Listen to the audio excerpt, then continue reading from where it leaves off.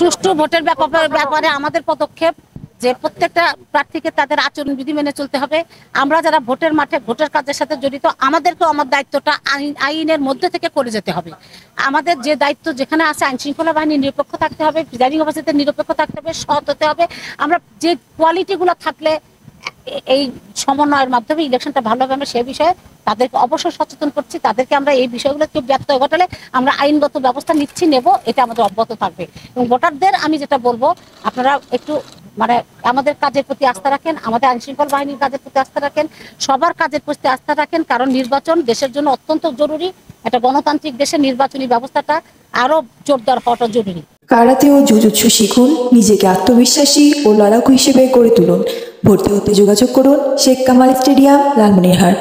এই জন্য আপনারা ভোটে আসেন, ভোট দেন। সংসদ সদস্য অতি গুরুত্বপূর্ণ ব্যক্তি হিসেবে আইনে ওনারা এলাকায় অবস্থান করতে পারবেন, যেহেতু ওনার বাড়ি উনি তো করবেনই, উনি এলাকায় এসে ভোট দিতে পারবেন, কিন্তু উনি কোনো প্রচারণের কাজে যেতে পারবেন, এটা আইনের বিধান। যদি উনি কারোর পক্ষে প্রচারণা করেন আর এটা যদি আমাদের নলেজে কোনোভাবে আসে, আমরা যদি তথ্য প্রমাণ সহ পাই, নিশ্চয়ই নির্বাচন কমিশন আইনগত ব্যবস্থাটা নিয়ে থাকে, নেবে।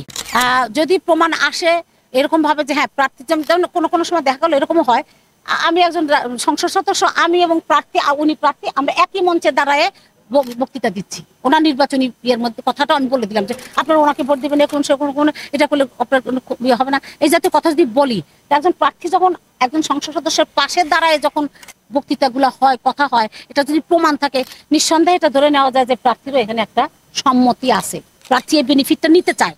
সংসদ সদস্যের অ্যাক্টিভিটির দ্বারা যে কি বেনিফিট হবে সেটা উনি নিতে চান, তো সেটা দায়িত্ব কিছুটা ওনার উপর পড়তে হবে। এটা তো